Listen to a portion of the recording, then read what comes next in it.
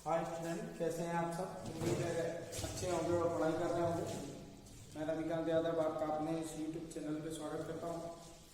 जैसा कि आप जानते हैं कि मैंने फिलहाल क्लास 12 के चैप्टर नंबर 5 के कुछ वीडियो आपको दे रहा हूँ, जिसमें से 19 पार्ट इस चैप्टर के मैं आपको दे चुका हूँ। ये आज 20वां पार्ट है।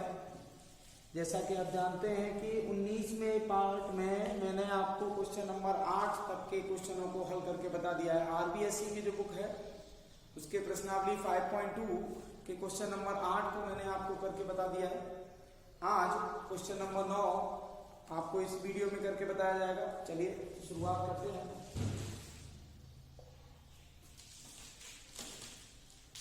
क्वेश्चन नंबर 9 है आपका, क्रैमर नियम से निम्न साइडिक समीकरण निकाय को हल कीजिए। इसमें दो पार्ट दिए गए हैं। मैं पहले पार्ट को हल करके बता रहा हूँ।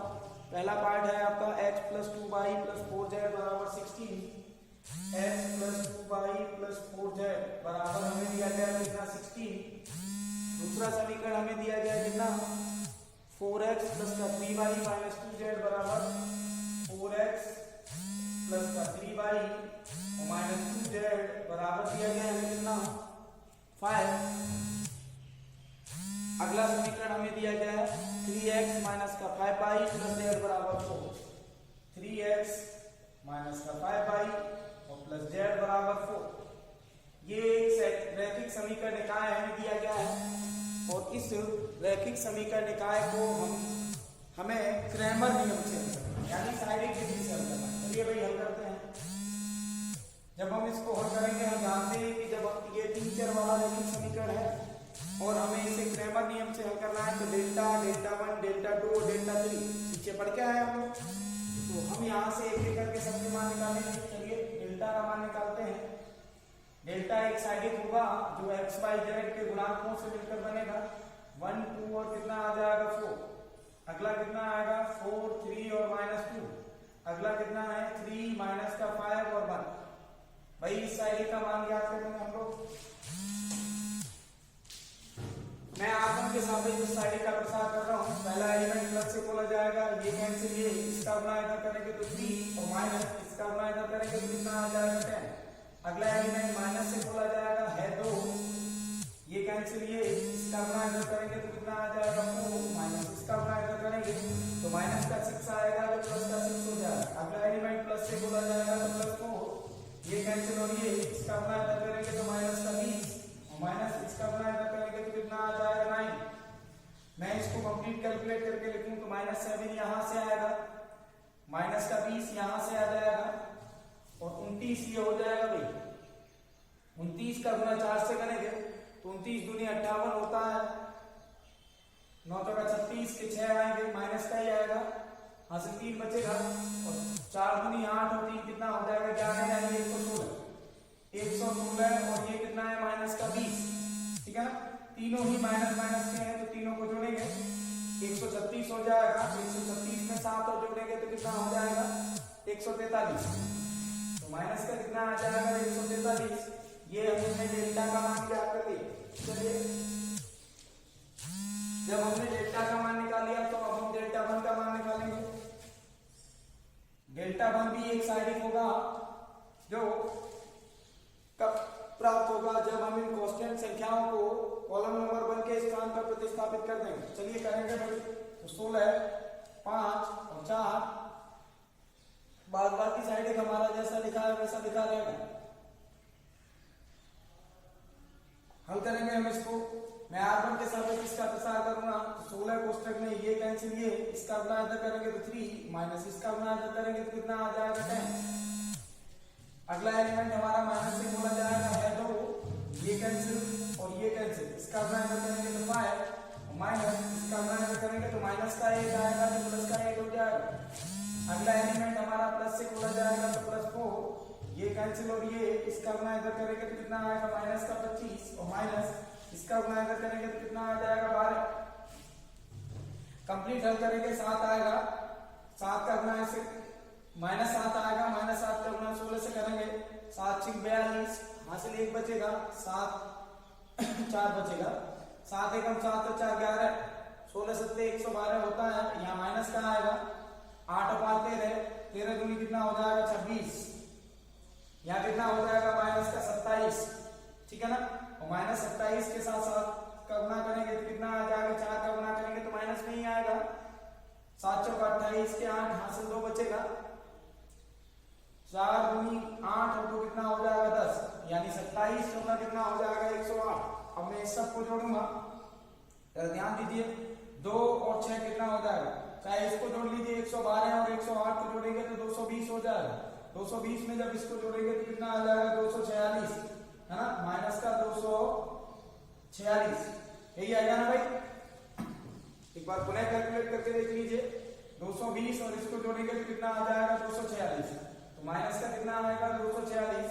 इसे दोबारा कैलकुलेट करेंगे हम लोग, हो सकता है कितना आएगा, माइनस 7 यहाँ से, 10 यहाँ से तो माइनस का 20, आगे यहाँ से 29 आएगा माइनस का, जिसके साथ 4 का गुना करेंगे 9 चौका 36, यहाँ से 3 बचेगा, 4 दूनी 8 और 3 11, यानी माइनस का कितना आएगा 116।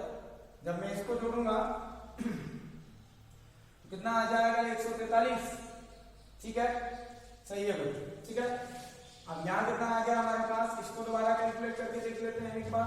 माइनस 7 यहाँ से आएगा, 7 का गुना 16 से करेंगे, 16 7 112, ठीक है ना, माइनस का 8 और 5 13, 13 दूनी 26, यहाँ कितना आएगा हमारे पास 37, कितना आएगा 37 का गुना 4 से करेंगे, 4 7 28, 2 वहां से बचेगा, 4 3 12 और 114, ठीक है ना, 148, या किसका आ जाएगा हमारे पास माइनस का। जब मैं इस सब को जोड़ूंगा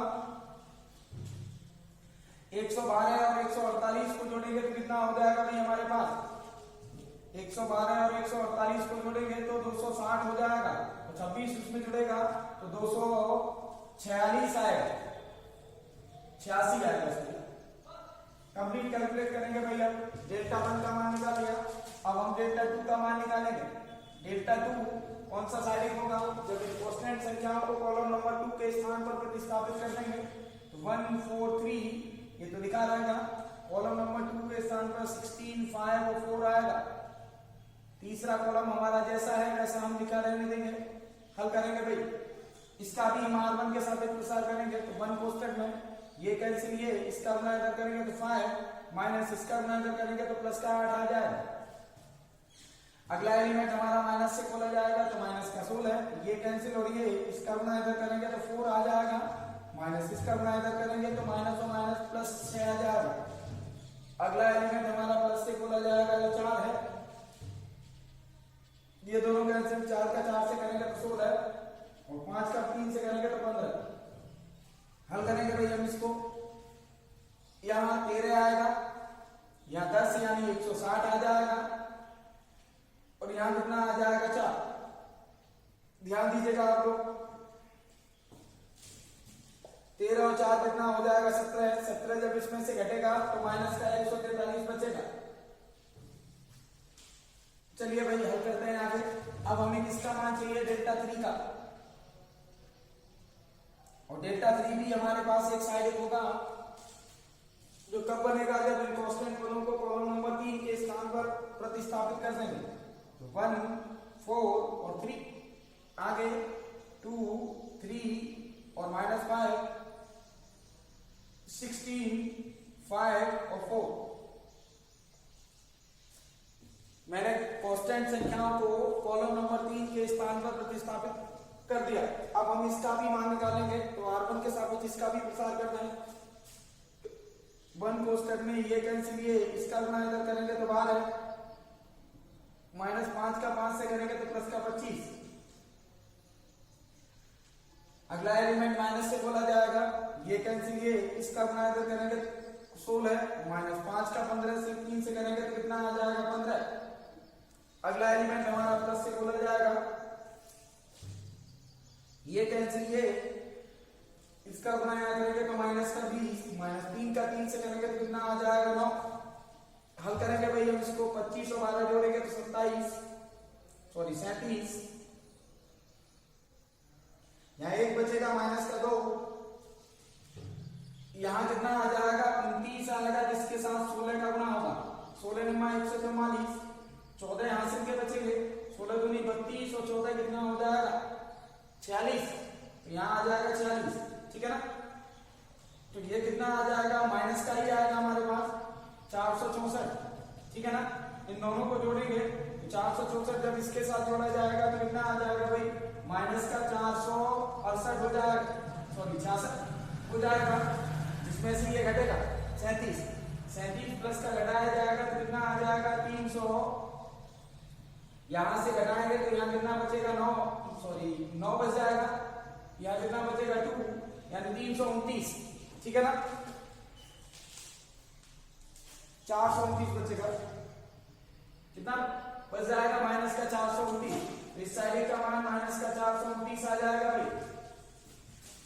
मैंने ही तीनों ही साइडों का मान निकाल लिया, आगे हम इसको हल करेंगे क्योंकि हम जानते हैं कि इस रैखिक समीकरण निकाय को हमें क्रैमर नियम से हल करवाया गया है। तो एक एक करके तीनों चरों का मान निकालेंगे। हम सबसे पहले x का मान निकालेंगे जो डेल्टा 1 अपॉन डेल्टा से निकाला जाएगा। डेल्टा 1 का मान 286 है हमारे पास, बटे डेल्टा का मान माइनस का 143, जब भाग देंगे तो कितनी बार चला जाएगा, 2 बार।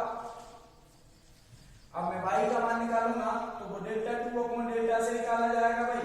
डेल्टा 2 का मान कितना है मेरे पास, 143 है माइनस का, और बटे डेल्टा का मान भी 143 है माइनस का, जब भाग देंगे तो प्लस का 1 बार जाएगा। जब मैं z का मान निकालूंगा तो वो डेल्टा 3 अपॉन डेल्टा से कैलकुलेट किया जाएगा, और डेल्टा 3 का मान हमारे पास कितना है, माइनस का 429, बटे डेल्टा का मान माइनस का 143, भाग देंगे तो ये 3 बार चला जाएगा। अतः हम कह सकते हैं कि इस रैखिक समीकरण निकाय का हल x = 2, y = 1 तथा z = 3 होगा, ठीक है ना। तो इस तरीके से क्रैमर नियम से इस क्वेश्चन को भी हल किया जा सकता है। चलिए भाई अब इसका सेकंड पार्ट देखते हैं।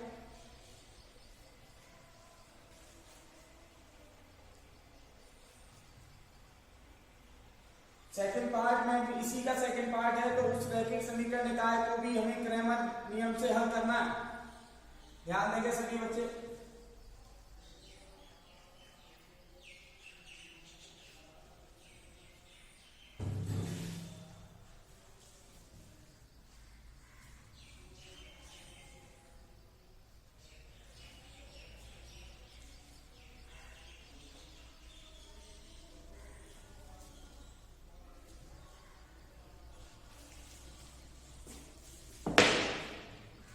इसी 9वें क्वेश्चन का सेकंड पार्ट हमें दिया गया है। एक रैखिक समीकरण निकाल दिया गया है 3 चर वाला, 2x + y और माइनस का z। कितना है, 2x + y और माइनस का z बराबर हमें दिया गया कितना, 0।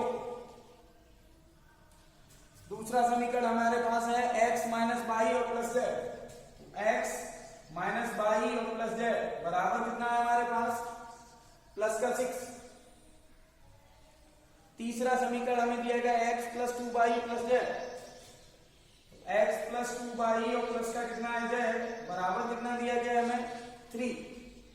इस रैखिक समीकरण निकाय को हमें क्रैमर नियम से हल करना है। हम जानते हैं कि जब हम किसी रैखिक समीकरण निकाय को क्रैमर नियम से हल करते हैं तो डेल्टा 1, डेल्टा 2, डेल्टा 3, क्योंकि ये 3 चर वाला रैखिक समीकरण है तो हमें डेल्टा 3 तक मान ज्ञात करना पड़ेगा। चलिए एक एक करके चारों साइडों के मान ज्ञात करते हैं हम लोग। सबसे पहले मैं मान निकालूंगा डेल्टा का। डेल्टा क्या होगा, x y z के गुणांकों से मिलकर बनने वाला साइड, यानी 2, 1 और -1, या 1, -1 और 1, तो कितना आएगा, 1, 2 और 1। ये साइड प्राप्त हो गया। अब मैं इस साइड का मान निकालूंगा, ठीक है ना। मैं r1 के सापेक्ष प्रसार करूंगा तो 2 कोष्टक में ये कैंसिल, ये इसका गुणा इधर करेंगे तो -1 माइनस इसका गुणा इधर करेंगे तो 2। अगला एलिमेंट माइनस से खोला जाएगा, ये कैंसिल, ये इसका गुणा या माइनस इसका गुणा या, अर्थात 1 - 1। अगला एलिमेंट प्लस से खोला जाएगा लेकिन है -1, ये कैंसिल, ये इसका गुणा इधर करेंगे तो 2, और -1 का 1 से करेंगे तो +1 आ जाएगा भाई। -1 आएगा लेकिन बीच वाले माइनस से ये प्लस हो जाएगा। यहाँ -3 बचेगा, इसका गुणा करेंगे तो -6, ये 0 हो जाएगा। यहाँ 3 बचेगा तो यहाँ कितना आ जाएगा, -3, अर्थात आंसर कितना आएगा, -9। चलिए भाई मैंने डेल्टा को ज्ञात कर दिया। अब मैं मान निकालूंगा डेल्टा 1 का। डेल्टा 1 भी एक साइड होगा, जो कब प्राप्त होगा, जब इन कांस्टेंट संख्याओं को कॉलम नंबर 1 के स्थान पर प्रतिस्थापित कर देंगे। करेंगे भाई, इन कांस्टेंट संख्याओं को कॉलम नंबर 1 के स्थान पर लिखेंगे, शेष कॉलम जैसे है हमारे वैसे लिख देंगे। इस साइड का भी मान निकालेंगे, R1 के साथ इंतजार करेंगे तो 0 कोष्टक में ये कैंसिल, ये इसका गुणा करेंगे -1 और -2। अगला एलिमेंट माइनस से बोला जाएगा तो -1, ये कैंसिल और ये इसका गुणा करेंगे तो 6 और माइनस इसका गुणा करेंगे तो कितना आ जाएगा 3। अगला एलिमेंट प्लस से बोला जाएगा, लेकिन है -1 तो -1 ही आएगा। इसका गुणा करेंगे तो 6 दूनी 12 और माइनस इसका गुणा करेंगे तो कितना हो जाएगा -3 जो +3 हो जाएगा कंप्लीट। ये तो 0 हो जाएगा, 3 यहाँ से बचेगा, -3 हो जाएगा, यहाँ कितना बचेगा 15 है तो -15 हो जाएगा, अर्थात -18 आ जाएगा। चलिए भाई, अब हम डेल्टा 2 का मान निकालेंगे। डेल्टा 2 भी एक साइडिक होगा जब इन कांस्टेंट संख्याओं को कॉलम नंबर 2 के स्थान पर प्रतिस्थापित कर दिया जाएगा तब। तो 1 1 1 यहाँ कॉलम नंबर 2 के स्थान पर कांस्टेंट संख्याओं को रखेंगे हम। लास्ट कॉलम हमारा जैसा है वैसा लिखा रहेगा। इसका भी मैं R1 के साथ गुणा करूंगा। पहला एलिमेंट प्लस से बोलेंगे, ये कैंसिल और ये इसका गुणा करेंगे तो 6 माइनस इसका गुणा करेंगे तो 3। अगला एलिमेंट माइनस से खोलेंगे, ये कैंसिल और ये 1 -1। अगला एलिमेंट प्लस से बोला जाएगा लेकिन है -1 तो माइनस ही आएगा, ये कैंसिल और ये इसका गुणा यहाँ माइनस इसका गुणा यहाँ तो 3 माइनस का 6। कंप्लीट कैलकुलेट करके लिखेंगे तो यहाँ 3 आएगा, 3 का गुणा 2 से करेंगे तो 6, यहाँ 3 आएगा माइनस का, इसके गुणा करेंगे तो प्लस का 3, 6 और 3 कितना हो जाएगा 9। अगला हम डेल्टा 3 का मान निकालेंगे और ये भी एक साइडिक होगा। कब बनेगा, जब इन कांस्टेंट संख्याओं को कॉलम नंबर 3 के स्थान पर प्रतिस्थापित कर देंगे। तो 2 1 1 1 -1 और 2 कांस्टेंट संख्याएं क्या है 0 6 और 3। चलिए भाई, इसका भी प्रसार करेंगे हम, इसका भी मान निकालेंगे। R1 के सापेक्ष इसका भी प्रसार कर देंगे। तो पहला एलिमेंट प्लस से बोला जाएगा, ये कैंसिल और ये इसका गुणा करेंगे तो -3 माइनस 6 का गुणा 2 से करेंगे तो 12। अगला एलिमेंट माइनस से बोला जाएगा, ये कैंसिल ये इसका गुणा या माइनस इसका गुणा है यानी 3 माइनस का 6। अगला एलिमेंट हमारा प्लस से बोला जाएगा जो 0 है, ये कैंसिल और ये 2 कितना आ जाएगा 2 माइनस -1 आएगा तो +1। माइनस का 15 2 के साथ गुणा करेगा -30। माइनस का यहाँ कितना आ जाएगा हमारे पास 3 +3 हो जाएगा, -1 से गुणा करेंगे तो माइनस का टोटल कंप्लीट कैलकुलेट करने के बाद -27 बचेगा। ठीक है, अब हमें यहाँ से क्या करना है, रैखिक समीकरण निकाय का हल ज्ञात करना है। तो मैं इधर लिखे दे रहा हूँ, मैंने डेल्टा का मान निकाल लिया, डेल्टा 1 का मान निकाल लिया, डेल्टा 2 का मान निकाल लिया, डेल्टा 3 का मान निकाल लिया, सभी साइडों का मान ज्ञात कर लिया। अब क्रैमर नियम से हल करना है तो चरों के मान ज्ञात करेंगे। हम जानते हैं कि x होता है डेल्टा 1 अपॉन डेल्टा।